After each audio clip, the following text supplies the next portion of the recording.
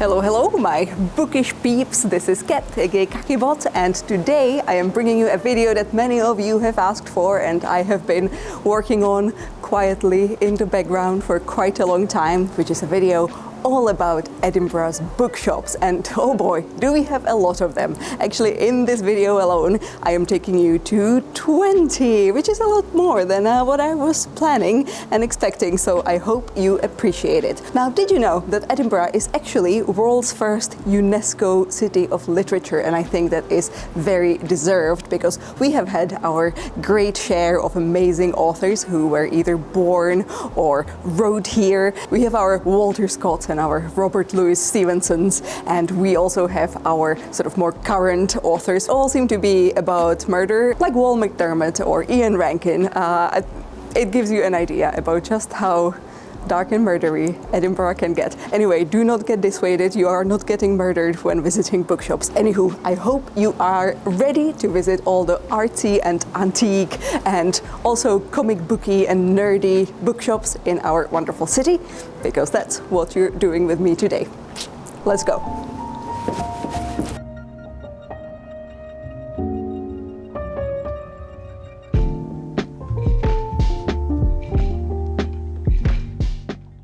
Let's start with a bit of a hidden gem just around the corner from the Botanics. Gently Mad. This is an antiquarian bookshop filled with old kids' literature, books on natural history, Scottish interest, all set up like a mad miniature modeler's dream.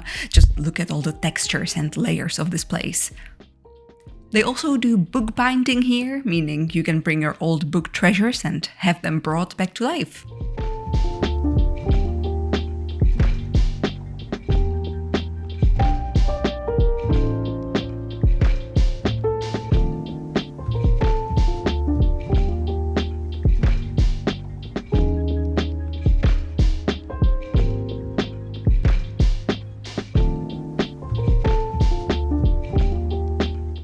Okay, let's visit Leith now, starting at the bottom of Leith Walk at Argonaut.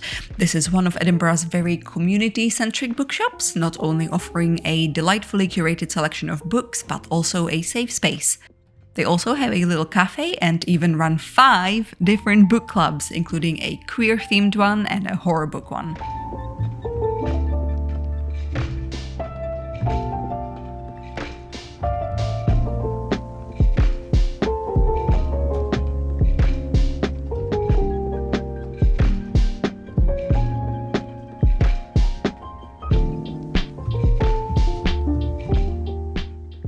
Wander off onto Great Junction Street and you will find our first secondhand highlight, the Edinburgh Community Bookshop. All books here are donated and sold at very wallet-friendly prices, proceeds going to local charities. Plus, look at this chart of customer dogs.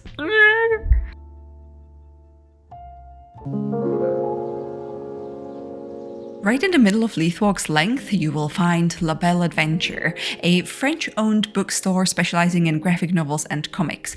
You will find classics of European comics here, which I will say is not something that's easy to find in Edinburgh, alongside more recently published pieces and often also local artists' work. They usually have a little art exhibition on as well, so worth popping in if you're a fan of sequential art.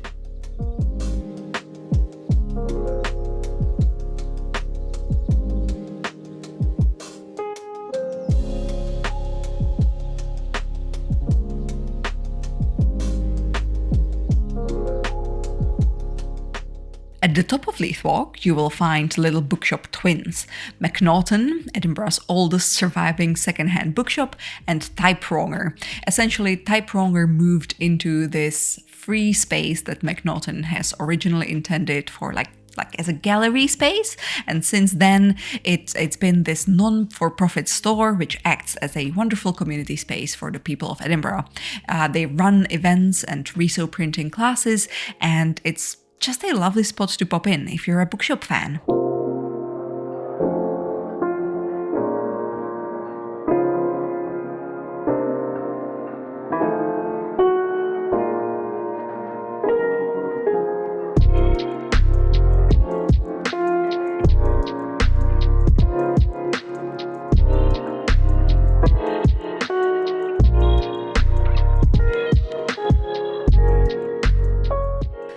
guessing nobody needs to be reintroduced to Toppings and Company. This is one of the Instagram famous bookshops that everyone beelines to when visiting Edinburgh. They do have a really impressive selection of Scottish interest books, travel, history, art-themed literature, and it is a much larger space than most of the other shops on my list, so you can find yourself a little nook and ask for free tea or coffee. Yeah, you heard it right. You can get a cozy little hot drink here for free with your book purchase.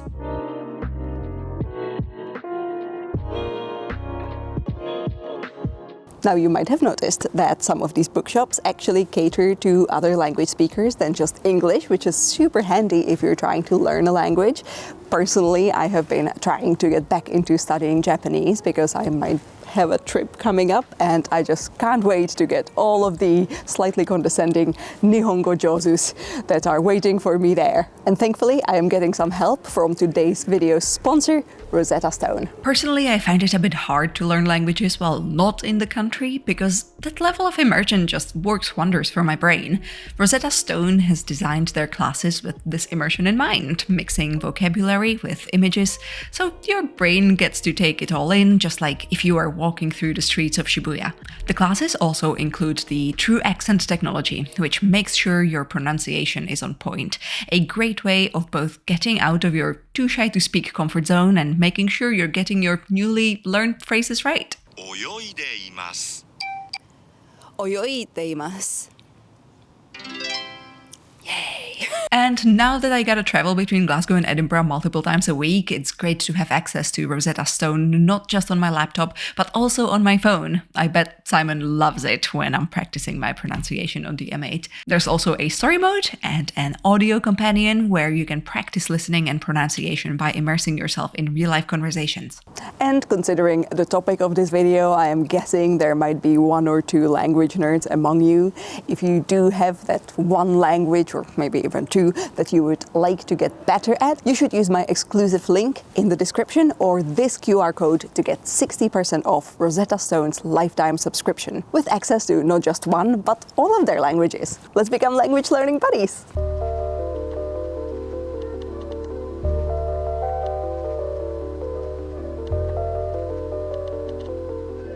Most people travel over to Portobello for the seaside and sometimes maybe also pizza, but there is so much to see over here when it comes to bookworminess too.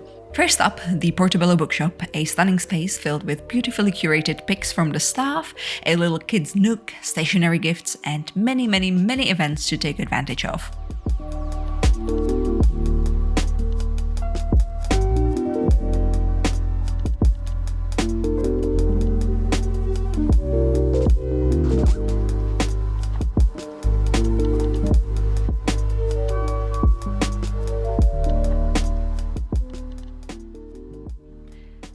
About 5 minutes away, you're gonna find Tales, a lovely secondhand bookshop housed in this light, airy space with its own cafe and even some cute book lover gifts to pick up.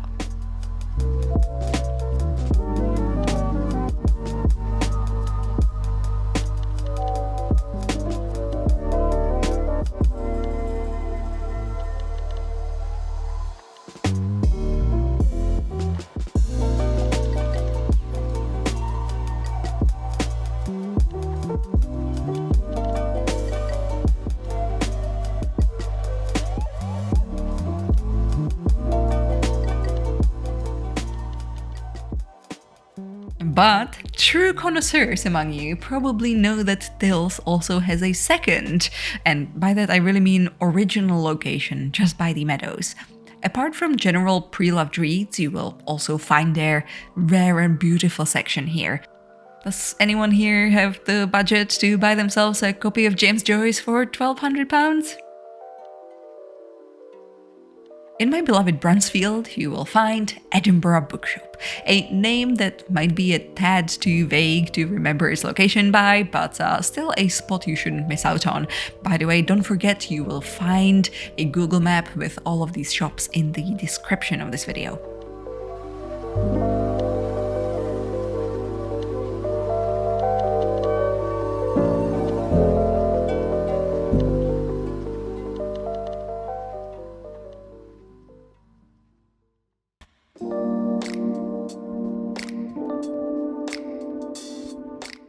Blackwell's is not an exclusively Scottish affair. Sure, they are a network of academic bookstores that you will find in many of UK's university cities like Oxford, Cambridge, Newcastle or Aberdeen. Personally, I really love it as my one-stop shop not only for books but also art supplies and games.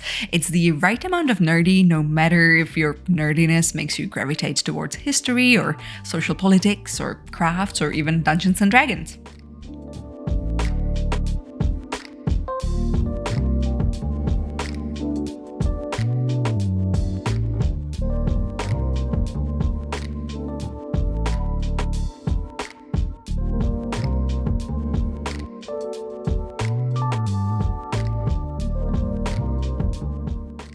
If I see that comment about having a bookshop dedicated to only female writers being inherently sexist, I am seriously gonna flipping lose it. Rare Birds, originally a book club and now a colorful, lovely brick-and-mortar bookshop, does exactly this, championing women authors on a historical timeline where really women's rights feel more like a blip than a constant.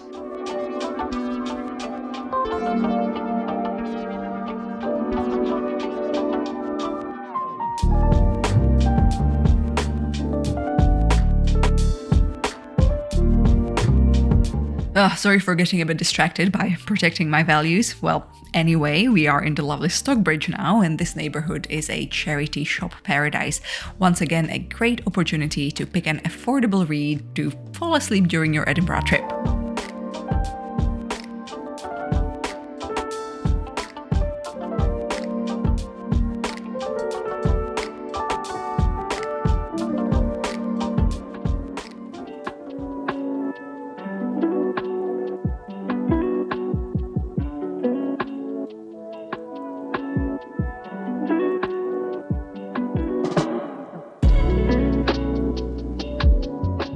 Golden Hare is an absolutely lovely little bookshop on St. Stephen's Street, so great if you're also after some vintage fashion, vinyl or good eats. They cater to both kids and grown-ups, and I always find something delightful in their featured book wall. Dangerous for my wallet, but great for my bookcase.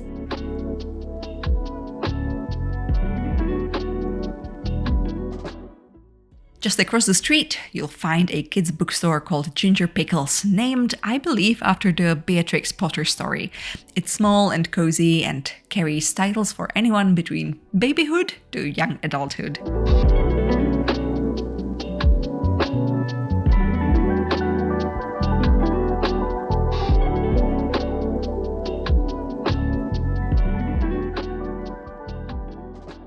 I will forever appreciate an independent shop right in the historic heart of Edinburgh. So Transreal, one of Scotland's best sci-fi and fantasy bookstores, is very high on my personal list of must-visits. Apart from old paperbacks and newer publications, you will also find a lot of art reference books here, like the Design Quarterly and other books published by 3D Total.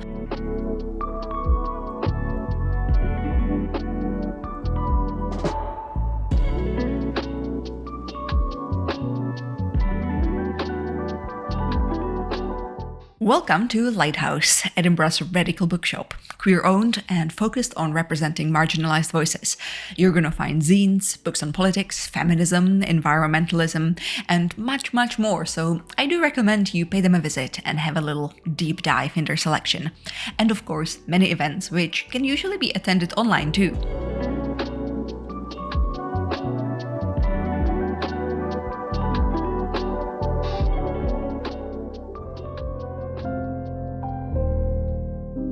Did you think I wouldn't take you to Armchair Books? Really? The bookshop famous for the owner losing it over people using selfie sticks?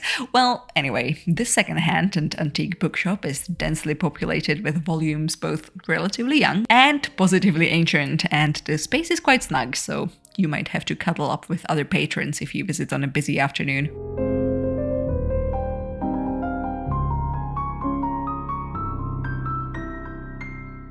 Now, perhaps the one last bookshop that I'm gonna mention, not because you need to know about it, because you probably already do, is the Princess Street Waterstones, which obviously it is not independent, it doesn't need any more promotion, but I thought, maybe if you are not aware that it has the most wonderful views over Edinburgh Castle, then you do know now. So yes, obviously, you know, Waterstones is a safe bet, but I think that because they're also open between 10 and 6 only every day, that's basically the same opening times as any of these other smaller bookshops. So, you know, if you're choosing who to support, do go to one of the smaller ones. I mean, many of them do also serve coffee, so maybe you can stop by Waterstones and enjoy the view and then go spend your money somewhere smaller.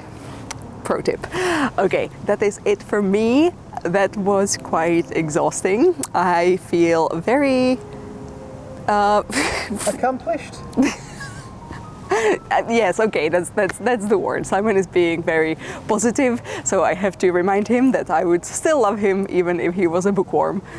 He is, so that works out. As always, if you want to say hi to me on like other platforms that are a bit more friendly towards chatting, you can always visit me over on Instagram, either kakibot for kind of general nerdiness and illustration, or kakiblog if you're more into traveling around Scotland and the UK and just kind of, you know, curious about what life in Scotland is like. Also, if you want to see more of my face, want to hear more of my tips, I recommend you head on over to Patreon, where for a very small amount of dollars every month you get access to extra content. Now, I am exhausted after visiting 20 bookshops in basically a single day, so I'm gonna go sleep it off and hopefully not be visited by any sort of literary ghosts. If you could be visited by a literary ghost, who would you want it to be? Okay, let me know in the comments below. I am gonna go now. I am tired. Thank you again for watching, and I shall see you soon.